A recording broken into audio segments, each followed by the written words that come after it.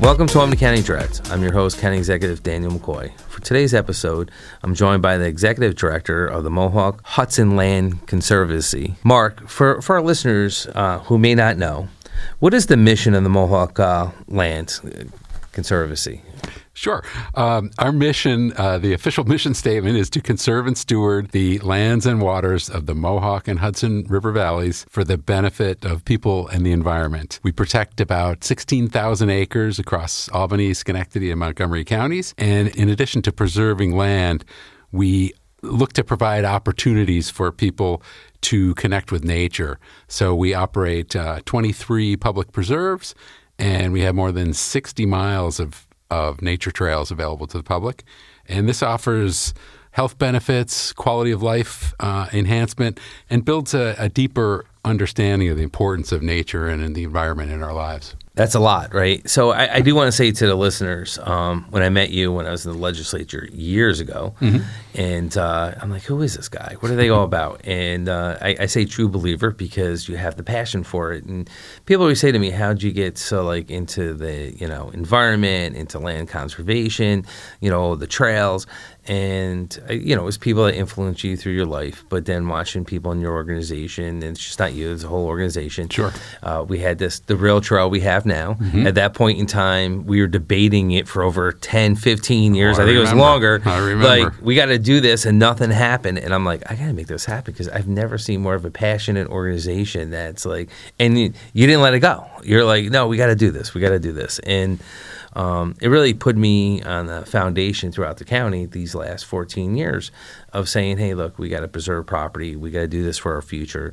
I want to leave Albany County in a better shape it was than I inherited and for future generations, right? And the only way you're going to do that is we have to grow. Right, yep. But we have to grow reasonable, sensibly. Keep the environment in check, and which gave us a bunch of green initiatives. We did that in Queens, 100% off the grid. The DPW we built up in Colony is 20% off the grid. It was a little bit harder with geothermal and all that in the area, but we're trying everything we can because one of the things I hate about government the most is that we always tell people how to operate and what to do. And we don't follow our own rules, right? Yes. And I go, and I think it was, I don't know, someone in your organization. I remember the debate I had. I don't think it was a debate. They were really just schooling me.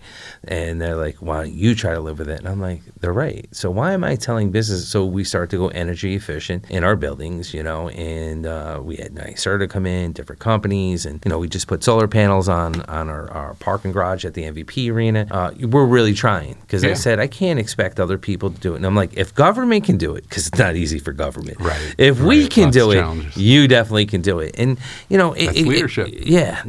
Thank you. And it's people like you watching you over the years and admiring the work that you do day in, day out, and the people around you. And I like to do what I can because it's nice to see tangible results. But most importantly, it's nice to see the impact and how everyone around you just really enjoys saying, hey, we got to do this. And it's expanded, the rail trail and everything else. But preserving 330 acres across 2 communities, it's a big milestone. So why is this announcement so big of a deal? And what could you tell the listeners why this is so important? Well, there's really a lot of reasons. It's one thing is it's the opportunity here. We don't get many opportunities to protect really critical spots in great places, and so there's a huge benefit to pursuing those opportunities as they come up. And it's a tricky business because a lot of times it takes a long time. On the former Krauts property, I think we started to talk to those folks back in 2017. So, we're almost 10 years into this discussion with them. And finally, the time is now.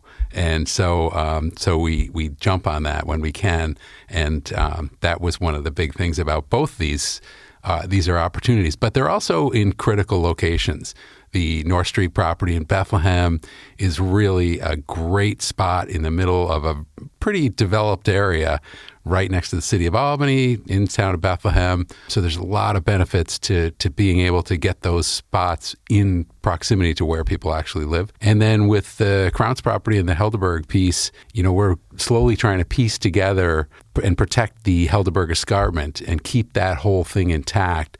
That's kind of our signature landscape in Albany County. And so the more we can hold that together and keep that looking like it's looked and all the environmental benefits that stem from that, those are the kind of projects we are really excited about. And it's awesome. And on the Guilderland project, which I think is 197 acres next to Thatcher State Park, why is it so important from an environmental standpoint to preserve that? Yeah, there's lots of reasons on that one. That's kind of a natural for us. It's it's adjacent to Thatcher Park, and so it connects pieces of the park that are disconnected currently. As I mentioned, it's part of the Helderberg escarpment, and we take a really big view on these things. We want to keep the Helderberg escarpment and that area intact, but we look at the connection of all that landscape and really take the giant view of how much can we connect between our really big natural areas, the Adirondacks and the Catskills. And Albany County is situated immediately between those.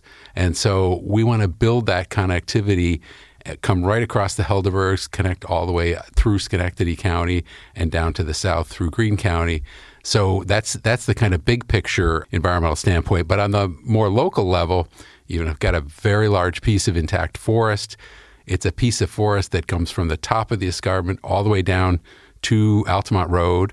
That's the first time Thatcher Park will connect down there once we can transfer the property to the park, which is our long-term goal. Right. That'll be some time before that happens. Another interesting thing about this property is it's got great habitat for bats, and bats are having all kinds of trouble. You might know white nose syndrome, which has taken out so many bats, was found originally in this country at Hales Cave in Thatcher Park, less than a mile from this site. It looks like the bats might be slowly recovering, but having this habitat, this intact forest habitat that they need, is a really key part of that. So again, lots of environmental benefits to this one, and it's kind of a no-brainer as far as needing to see it in a protected state. And, you bring up a good point about the bats and everything else, and you look at you look at what do visitors see. Like I always try to tell people, Thatcher Park's a hidden gem, the farm, everything that you open up to the community.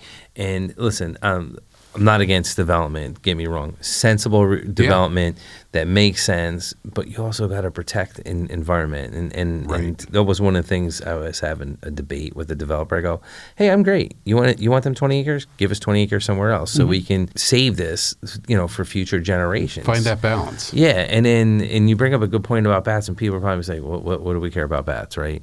But as the deer population, you see, like I'm in the city on the outskirts, and they're all over, rampant, and the rabbits, because, but the issue is that, we're taking more and more of the woodland. Right. They have no place to go, and people got to understand that. And I liked how you bring everything in, to say, hey, this is a great way, and to connect everything. The Mohawk Land Conservation is leveraging funding for them, right? You're trying to do fundraisings and stuff like that, and I know you always raise money throughout the year for things like this. So this is your pitch. Yeah. So tell everyone how they can donate money, and how even $1 makes a difference. And not everyone has love that statement. I say to people, donate $1. If that's all you can afford and feel good about it. And if you can afford $10,000, send all that too. Right? Yeah. That's one thing I really like about this, and that is a goal of ours, is to enable everybody to be a part of it. And people do, I think, say, gee, I gave $20, so it doesn't mean anything. It means a lot, because it's that collective action, and putting all those gifts together allows us to operate and allows us to play this role of helping the county see its goal, helping the town see its goal, the state. We couldn't do that without the multitude of donors across the spectrum. And so that's also one reason we really like to get people involved and to volunteer. Maybe you don't have money to give, but you can play a role, you can play a part. And it's just amazing how fulfilling it is for people to realize there are still things that I don't have to be a billionaire to influence. Right. It makes a difference. So I'll throw a challenge out there. 30 days. I'll match you up to $3,000 with low donations. How's that? I love it. I love it. We're all over it. I'm going to put you up to the challenge. Okay. People listening to this, like I said, send 50 cents, send $1, and I will match dollar for dollar up to $3,000. I love it. Well, thank you. All right. Yeah. No, I That's think a great challenge. I think it's a great challenge, and again, your team has changed my whole outlook on a lot of things. And, I'm really pleased to hear that. Yeah, you drive me crazy. I'm not going to say that. I'm not going to tell you don't. Well, that's right? Part of our job too. Because I love passionate people, and I love people that are true believers in a cause, right? And it means a difference. But like one of the turning points for Bethlehem, what stands out about preserving 133 acres in the heart of Del Mar. Yeah. I mean, within walking distance of Albany County Rail Trail, Norman Skill Park.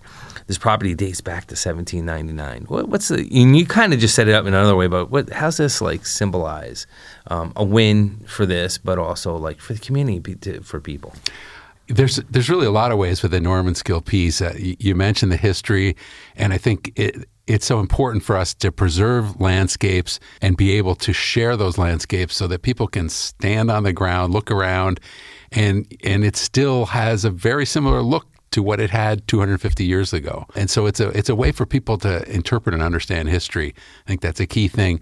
But you mentioned the rail trail, and the rail trail to me is one of the county's greatest assets. It's connecting people with nature, with business. It's an alternative transportation thing. It's immensely popular. So you got economic development, quality of life from it. And our vision for the rail trail from the beginning is to have those things, but also to offer opportunities for people that might really have limited opportunity to get out and experience nature, to get on a CDP-HP bicycle, jump on the rail trail, go for a ride. Maybe you're coming up from the south end where you've got very little open space and very little quiet areas. You can ride out to the Bender Melon Farm. Hopefully, you can ride out to the Norman Skill Ravines once there's better connectivity there, and experience places that are totally different from your day-to-day life, and hopefully really enriching and life-changing, as well as all the commercial side too, and connecting to the commercial places. We're thrilled to see your Pocket Park idea coming forward at Cherry Ave and the rail trail, and those enhancements that have been coming along so steadily, and are just making it better and better. And I think that will spread, and so we have a lot to look forward to there. So it's funny. I like to bring up the story, and I'm not picking on Stewart's because I like Stewart's. I said I like their shake, so I go there all the time. And I remember when we were doing the rail trail, and they were complaining because people were parking there on Delaware Avenue. And I was like, all right. And the business owners are all complaining. People are just parking there and enjoying it and taking up customer spots. And then, we're trying to settle it. We're like, oh, how about if we do a path in? And they want nothing to do with it until they saw the impact it was having on their stores. Yeah, the light bulb goes on. Yeah, and they're like, oh, wait, county executive, we'll do a path, and and I'm like, oh, now you want to do it all. Right. Which was great. And what people don't realize, the businesses that sprung up along the rail trail, the little restaurants when you get out throughout, and when the barn's finally done in Scotland, come on, Doug LaGrange, get it together. Not done yet. And you go out to Altamonte, and I've talked to people, and they're like, hey, I'm like, you walked all the ways out there. And they're like, yeah, it's great. We went out, and we had a couple appetizers, a couple drinks. We walked back. We strolled, enjoyed it. And I'm like, good for you, good for you. And that's what you're seeing spring up. And look, I can only hope for that as county executive when I say that, and be like, hey, this is going to happen. And then you get the naysayers, no, or the ones, oh, it hasn't happened. And it really took off. It's happening. And I'd be a liar if I said, sitting here with you, that I knew all this was going to happen. I was hoping it was going to happen, didn't know it was going to happen to this magnitude, and it continues to grow. And it's when we talk about recreations, how do these projects like this support wildlife habitat? Because that's so important too. Sure. Well, I think one of the key things for that is they protect large areas. The Bethlehem Ravines, 330 acres. The Thatcher Park piece, you've got thousands of protected acres there, and there's a lot of wildlife that needs those big spaces, and they need room to move and room to live their lives. So they're huge impact there. It is, and when you talk about stormwater, quality air, getting people off the couch, exercising, just going for a walk. The Tour de France with the bikes, I got to keep addressing that issue. They're really, I love them, but it's getting, there's always going to be struggles. Yeah, there is, but as we wrap up here, and we look at these two projects together, what do they say about the long-term environmental vision for Albany County and the vision that you had? And what do you think? Are we going in the right direction? Need to do more? I think absolutely. There's always more we can do. And as we said earlier, you're looking for that balance between preservation and development. We respect and understand that. But the direction is really extremely positive. You mentioned all those initiatives when you started. You've been a key on the rail trail, and seeing the county step forward in open space preservation through the forest preserve funding.